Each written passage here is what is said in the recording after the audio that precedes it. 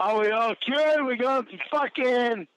We've got to do the fucking shit that we for fucking drug abuse. No!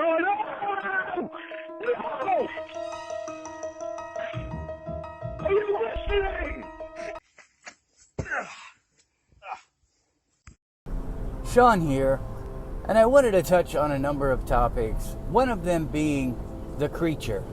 Now, The Creature is Lorne's attempt at a short story, sort of like Alien, only in Cornville.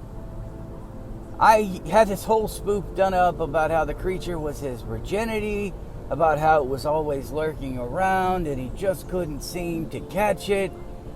But I changed my mind because I realized there's just so much to talk about that is funny on its own.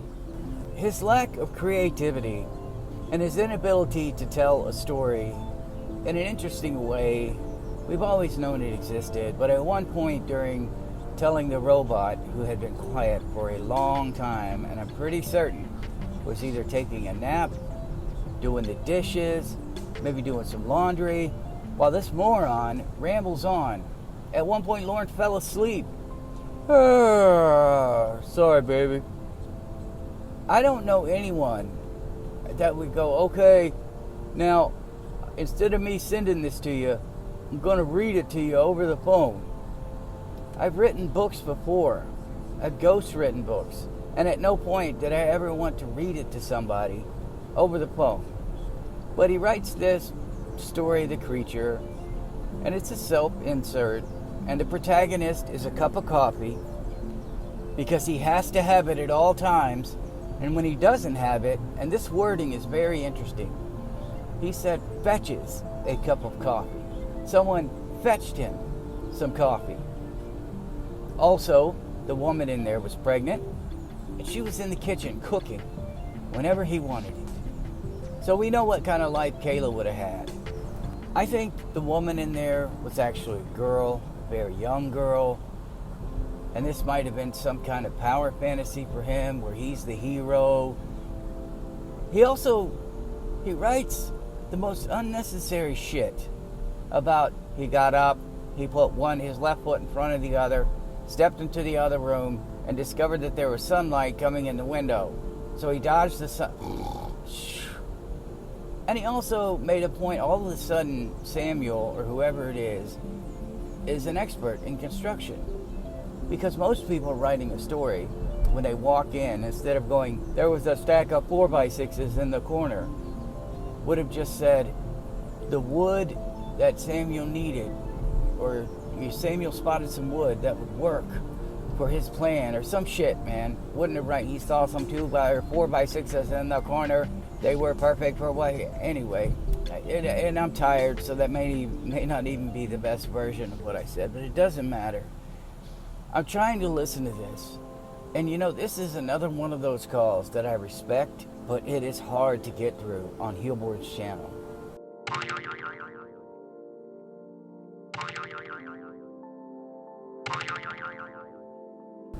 I've mentioned this before, that the robot calls are very difficult for me to get through. And again, I respect them.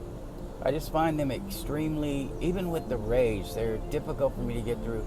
Second only to when Winnie was at the height of her annoyance. Those god-awful calls. Those. Genius, because Lorne, he loved every minute of it. He loved when women were crying. It made his little 2-inch broken dink hard as a rock. Well, as hard as it could be. Lorne will get catfished again. Probably early 2023. It will be a real person. There will be men involved again. I think Will is okay. He's a great foil to Lorne. And Will is really good in the sense that he's a friend. He was trying to show us that there is, well, granted, Jamie Amy with the Wildo and everything else, she was tormenting him, but Will was trying to be a friend and trying to put them together, but Lorne, he didn't want to hear it. He didn't understand that Will was trying to help. He was trying to be a friend to Lorne because he was a friend to Jamie Amy, and he could be a patch. But Lorne didn't want to hear it. He just doesn't want anything with a penis around his girlfriend. I've talked about the dildo before. I don't care. Like, Lorne, fleshlights, all that other stuff, molded out of porn stars' vaginas. Okay? Why, you're okay with that, I'm sure. If Jamie Amy molded one of those and sent it to you, you wouldn't have a problem whatsoever. I guarantee you, you would be going mental. You would be even more in love than any. You call it having sex, and you finally lost your virginity, and you tell Jamie Amy that was the best sex I've ever had.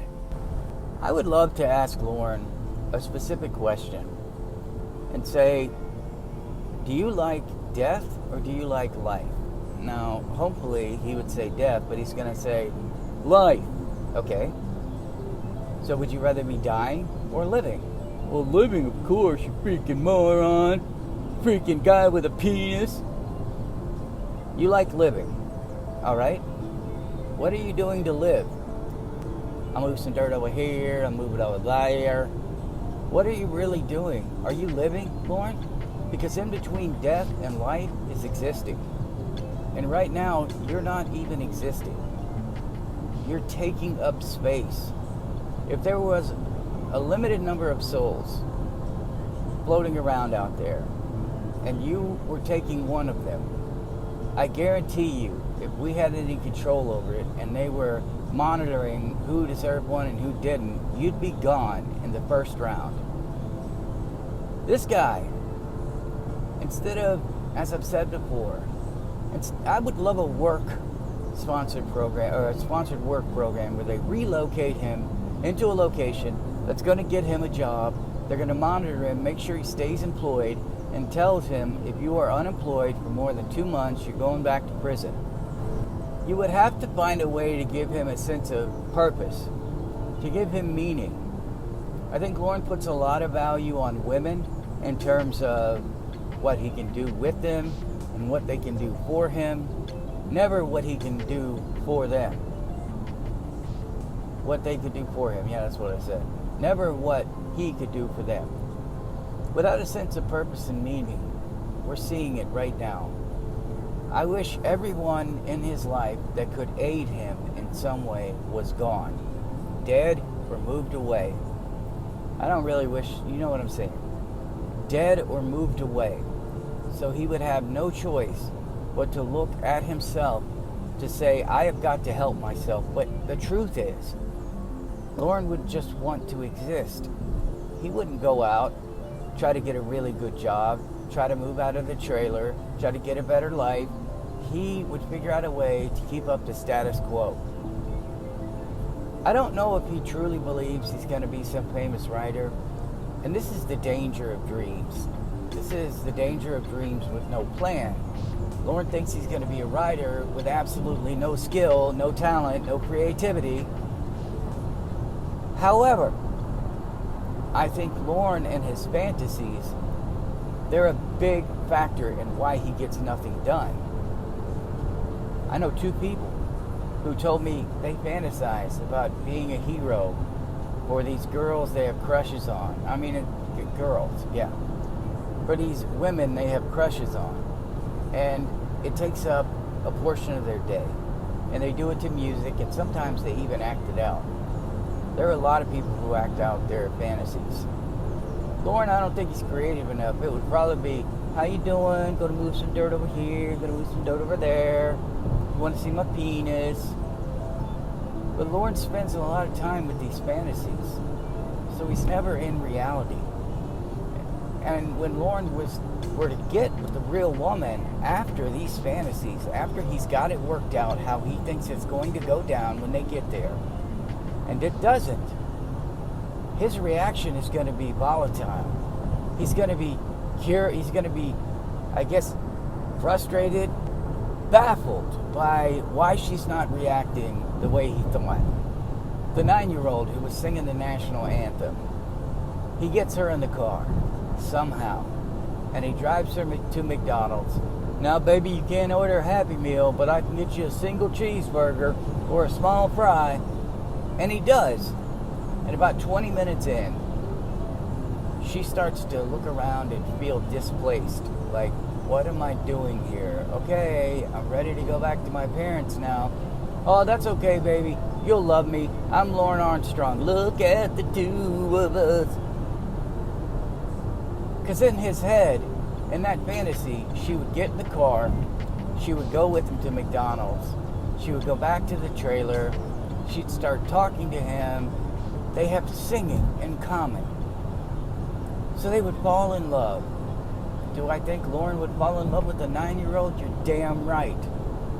Knowing what we know now, I think if any girl, I don't even want to say the ages, but if any girl showed him any kind of caring, which is why he may be, kids are honest, they're brutally honest, and they're naive, in a good way. They're caring, they're quick to love, they don't see the negative in people, they don't see the bad.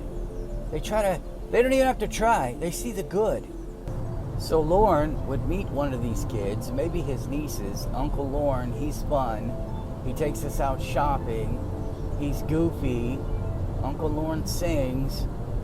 Let's get on Uncle Lorne's lap. I believe there was a part, and there was, where somebody climbed up on Samuel's lap, put her head on his shoulder, kissed him on the lips. He had to specify it was on the lips. Normal people would have just said and gave him a kiss and moved on. But see, Lorne, because he's a virgin, he has to be very descriptive in how it goes down. Which is why I think in these fantasies, he's got these specific things that are going to happen. I mean, we all saw you're going to be laying here, and your hand's going to be here, and my hand's going to be here, and then you're going to do this, and then what are you going to be wearing? What are you going to say? What are you going to dream about? And it would just go on and on. I wonder, I really do, Lorne doesn't have some kind of erotic fiction that he wrote. Of course, it would be extremely lame, but when Lorne is writing it, he knows what he intended to write. Just like the creature taken abroad, because he wrote it, he fills in the blanks with what he wrote. I mean, he can't even read it. You can tell he found some misspellings. Even when he's reading, he's like, his 87 brain, it disconnects for a second. But that's not what I'm talking about. What I'm talking about is him writing these fantasies out, which it can be even more dangerous.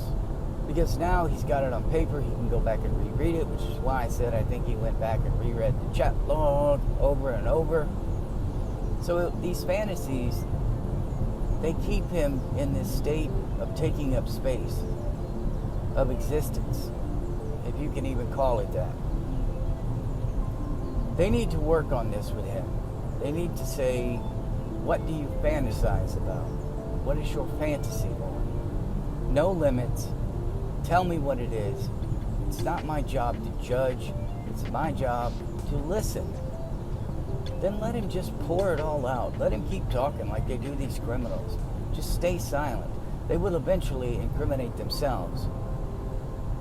So Lorne's writing, everything he does, it has a purpose. And this was some kind of love fantasy he had. And he was the hero. He took on the creature. He was the man. Does that surprise anybody? Does it surprise how women were treated in that story? I don't think it does. I think the fantasy thing might have been the issue with Paula. How he thought it was going to go. Hey, nice to meet you. And from there, they were headed to a relationship. And I think in his head, he had this whirlwind romance.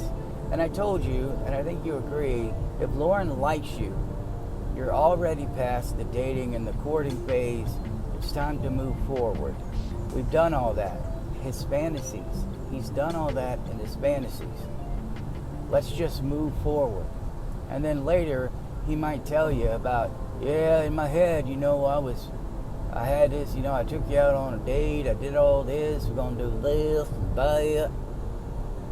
But those fantasies with Little House on the Prairie Girl and whoever else and his nieces, he bought them short shorts.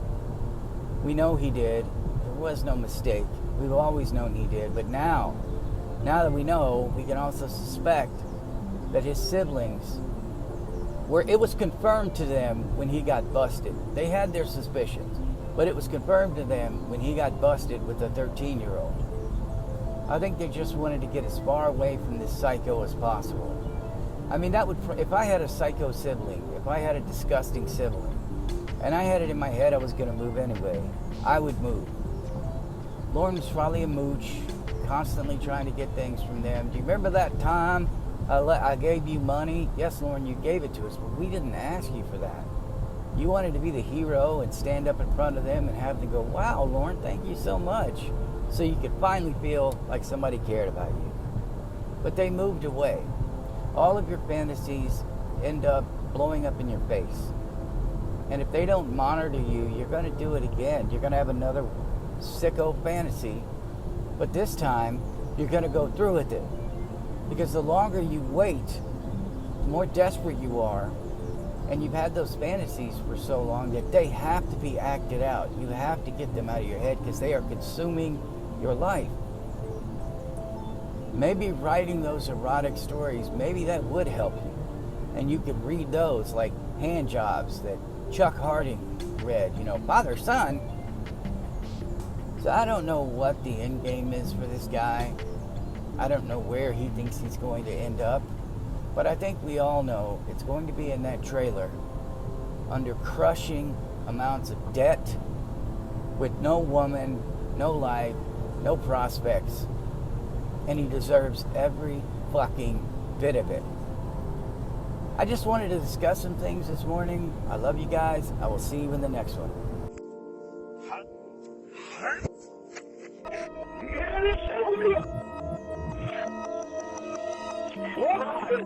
Wow.